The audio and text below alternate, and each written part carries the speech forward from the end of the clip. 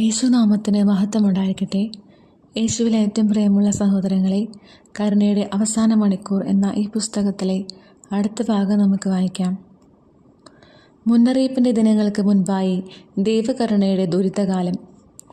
മനുഷ്യകുലത്തോടുള്ള എൻ്റെ കരുണ എൻ്റെ എല്ലാ മക്കളിലേക്കും അയക്കപ്പെടുന്നു. തീരെ ചെറിയ കുഞ്ഞുങ്ങളും രോഗികളും ഒഴികെ മറ്റെല്ലാവർക്കും എൻ്റെ കരുണയുടെ സ്പർശനം ഞാൻ അനുവദിക്കും. മുന്നറിയിപ്പിന് മുൻപായി ലോകത്തിനു മേൽ എൻ്റെ കരുണയുടെ പ്രവൃത്തി പതിക്കാൻ ഞാൻ അനുവദിക്കും. ചെമ്മരിയാടുകളെ കോലാടുകളിൽ നിന്ന് വേർതിരിക്കേണ്ടിയിരിക്കുന്നു. എന്നെയോ പിശാചിനെയോ ആരെയാണ് വേണ്ടതെന്ന് തിരഞ്ഞെടുക്കുവാൻ എൻ്റെ മക്കൾക്ക് ഞാൻ സ്വാതന്ത്ര്യം അഥവാ സ്വന്തമായ ഇച്ഛ നൽകുന്നു. കരുണയുടെ പ്രവൃത്തി സകല മനുഷ്യരുടെയും മേലും പതിക്കും. ആരും ഒഴിവാക്കപ്പെടുകയില്ല. ശാസ്ത്രജ്ഞന്മാർക്കും ഡോക്ടർമാർക്കും എന്നല്ല, മറ്റാർക്കും തന്നെ ഈ കരുണയുടെ പീഡയ്ക്ക് പ്രതിവിധി കണ്ടുപിടിക്കാൻ സാധിക്കില്ല.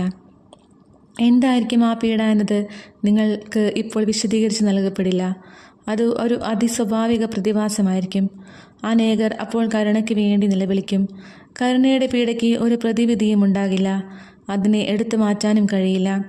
സമയം വൈകുന്നതിന് മുൻപേ മാനസാന്തരപ്പെടാനുള്ള ഒരു അവസരം കൂടി മനുഷ്യകുലത്തിന് നൽകാൻ വേണ്ടി നിങ്ങളുടെ യേശുവായ ഞാൻ തന്നെയാണ് എൻ്റെ പിതാവിൻ്റെ അനുവാദത്തോടെ കരുണയുടെ ഈ പ്രവൃത്തി അയക്കുന്നത്.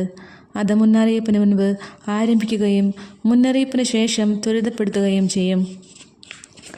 കരുണയുടെ പീഡ സംഭവിക്കുന്നത് ഇങ്ങനെയായിരിക്കും. ഓരോ മനുഷ്യരും ഒരിക്കലും ഭേദമാക്കാൻ വയ്യാത്ത ഒരു രോഗത്തിൻ്റെ രൂപത്തിൽ അവരുടെ പാപങ്ങളുടെ അനന്തരഫലം അനുഭവിക്കും. എൻ്റെ ഭൂമിയിൽ അങ്ങേയറ്റം ഹീനവും ക്രൂരവുമായ പാപങ്ങൾ ചെയ്യുന്നവർ അങ്ങേയറ്റം അനുഭവിക്കും. അവർ മറ്റാരുമല്ല, എൻ്റെ ജനിക്കാനിരിക്കുന്ന കുഞ്ഞുങ്ങളെ കൊല ചെയ്യുന്നത് പ്രോത്സാഹിപ്പിക്കുന്നവർ തന്നെ. കുഞ്ഞുങ്ങളുടെ ജീവനും ഭാവിയും നശിപ്പിക്കുന്നവർ, മറ്റുള്ളവർക്ക് മേൽ അധികാരം സ്ഥാപിക്കാൻ ആഗ്രഹിക്കുന്നവർ, ഇങ്ങനെയുള്ള തിന്മകൾ ചെയ്യുന്നവരാണവർ. എൻ്റെ കരുണയുടെ പ്രവൃത്തി ഒരു ചെറിയ തടിപ്പോ കുരുവോ പോലെ ആയിരിക്കും ആരംഭിക്കുക. അത് പിന്നെ ഒരു വ്രണമായി മാറും. അനേകർക്ക് തങ്ങളുടെ ത്വക്ക് ചീഞ്ഞളിയുന്നതായി അനുഭവപ്പെടും. അവരുടെ ശരീരങ്ങൾ ജീർണിച്ച് ശവശരീരങ്ങളുടേതുപോലെ ദുർഗന്ധം വമിക്കും. ആ ദുർഗന്ധം അത്രമേൽ അസഹനീയമാകയാൽ അവർ തങ്ങളെ തന്നെ ഒളിപ്പിക്കും.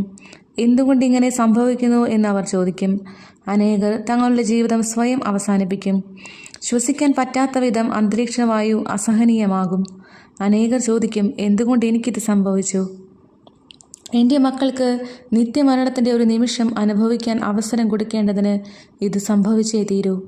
ലൂസിഫറിൻ്റെ തിന്മ കൂടുതൽ വ്യാപിപ്പിക്കുന്നതിൽ നിന്നും ഞാൻ സൃഷ്ടിച്ചവയെ നശിപ്പിക്കുന്നതിൽ നിന്നും അവരെ തടയാൻ വേണ്ടിയാണ് ഞാനിത് ചെയ്യുന്നത്. അനേകർ നരകത്തിലെ നിത്യശിക്ഷയെ ആശ്ലേഷിക്കുകയും തങ്ങളുടെ ദുരിതത്തിന് എന്നെ ശപിക്കുകയും ചെയ്യും. ഈ അനുഭവം മനുഷ്യവംശത്തെ തങ്ങളുടെ മുട്ടിമേൽ വീഴിക്കും. അവർ ഉത്തരമന്വേഷിക്കും, എന്നാൽ കേൾക്കാനും സത്യം അംഗീകരിക്കാനും അവർ വിസമ്മതിക്കും. അവരുടെ പീഡനം അസഹനീയമായിരിക്കും. മരണത്തിന് ശേഷമുള്ള നിത്യസഹനത്തിൻ്റെ ഒരു രുചി മനുഷ്യകുലത്തിന് ലഭിക്കും. എൻ്റെ മക്കൾ സഹിക്കുന്നത് കാണുമ്പോൾ എതിർ ക്രിസ്തു ആഹ്ലാദിക്കും. സാത്താൻ്റെ അനുയായികളായിരിക്കും ഈ പീഡ ആദ്യം അനുഭവിക്കാൻ പോകുന്നത്. അവനെ സ്നേഹിക്കുകയും സത്യത്തിലേക്ക് വരാൻ വിസമ്മതിക്കുകയും അന്തപിക്കാൻ ഒരുക്കമില്ലാതിരിക്കുകയും ചെയ്യുന്നവരായിരിക്കും ഈ കരുണയുടെ പീഡ ആദ്യം അനുഭവിക്കുന്നത്. ലോകത്തിൽ മുഴുവൻ അരാജകത്വം നടമാടും. അനേകർ സംഭ്രമിക്കുകയും മറ്റുള്ളവരെ ശപിക്കുകയും ചെയ്യും. നരകത്തിൽ നിന്നുള്ള വെറുപ്പും പാപവും ലോകത്തെ മൂടുന്നതനുസരിച്ച് വിനാശവും ആശയക്കുഴപ്പവും വർദ്ധമാനമാകും. എൻ്റെ കരുണയുടെ പ്രവൃത്തിക്ക് ഒരു മറുമരുന്ന് കണ്ടുപിടിക്കാൻ മനുഷ്യന് കഴിയുകയില്ല. ഞാൻ അവർക്കൊരു അവസരം കൊടുക്കും. എൻ്റെ മക്കൾക്ക് എന്നെ അല്ലെങ്കിൽ ലൂസിഫറിനെ തിരഞ്ഞെടുക്കാൻ വേണ്ടി ഈ അവസരം കൊടുക്കുക തന്നെ വേണം. ആരുടെ പിറകെ പോകണമെന്ന് അവർ തന്നെ തീരുമാനിക്കണം. എൻ്റെ സഭയുടെ മേൽ പിശാച് അവൻ്റെ വെറുപ്പും അത്യാഗ്രഹവും ശക്തിയും വിനാശവും പ്രയോഗിക്കുമ്പോൾ മനുഷ്യർ പരസ്പരം നശിക്കുന്നത് ഇനിയും എനിക്ക് അനുവദിക്കാൻ കഴിയുകയില്ല. കരുണയുടെ പീഡയിൽ വേദനിക്കുന്നവരെ സുഖപ്പെടുത്താൻ എന്നിലൂടെ പ്രവർത്തിക്കുന്ന എൻ്റെ പിതാവിന് മാത്രമേ സാധിക്കുകയുള്ളൂ. ഒരേയൊരു പ്രതിവിധി എന്നിലൂടെ സംഭവിക്കുന്ന നിങ്ങളുടെ ഹൃദയ പരിവർത്തനമാണ്. എൻ്റെ നാമം വഹിക്കുന്ന എൻ്റെ ജനം തങ്ങളെ തന്നെ എളിമപ്പെടുത്തുകയും എൻ്റെ മുഖം തേടുകയും തങ്ങളുടെ ദുഷ്ടമാർഗങ്ങളിൽ നിന്ന് പിന്തിരിയുകയും ചെയ്താൽ ഞാൻ സ്വർഗത്തിൽ നിന്ന് അവരെ ശ്രവിക്കുകയും അവരുടെ പാപങ്ങൾ ക്ഷമിക്കുകയും അവരുടെ ദേശത്തെ സുഖപ്പെടുത്തുകയും ചെയ്യും. തങ്ങളുടെ പാപകരമായ മാർഗങ്ങൾ ഉപേക്ഷിക്കുന്നവർ ഉടൻ തന്നെ സൗഖ്യം പ്രാപിക്കും. അതുകൊണ്ട് നിങ്ങൾ സത്യമായും ആത്മാർത്ഥമായും നിങ്ങളുടെ എല്ലാ പാപങ്ങളെക്കുറിച്ചും അനുതപിക്കുകയും തിന്മയിൽ നിന്ന് വേർപിരിയുകയും ചെയ്യണം. എന്നെ കബളിപ്പിക്കാമെന്ന് കരുതരുത്. നിങ്ങളുടെ ആത്മാർത്ഥതയും നിങ്ങളുടെ ഹൃദയ വ്യാപാരങ്ങളും ഞാൻ അറിയുന്നു.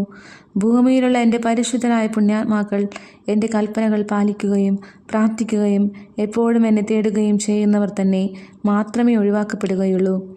സന്ദേശങ്ങൾക്കും മുന്നറിയിപ്പുകൾക്കും ചെവി കൊടുക്കുന്നവരും തങ്ങളുടെ പാപകരമായ മാർഗങ്ങളിൽ നിന്ന് പിന്തിരിയുന്നവരും ഒഴിവാക്കപ്പെടും. ആവശ്യത്തിലയക്കുന്ന എൻ്റെ മക്കളെ സഹായിക്കുന്നവരും ദരിദ്രരെ തീറ്റുന്നവരും സുവിശേഷ ഭാഗ്യങ്ങൾക്കനുസരിച്ച് ജീവിക്കുന്നവരും ഒഴിവാക്കപ്പെടും. അവർ ഈ പീഡ അനുഭവിക്കേണ്ടി വരികയില്ല. മതമോ വംശമോ വിശ്വാസമോ ഞാൻ കണക്കിലെടുക്കുന്നില്ല. ഞാൻ എൻ്റെ എല്ലാ മക്കളിൽ നിന്നും ആഗ്രഹിക്കുന്നത് അവരുടെ ഹൃദയമാണ്.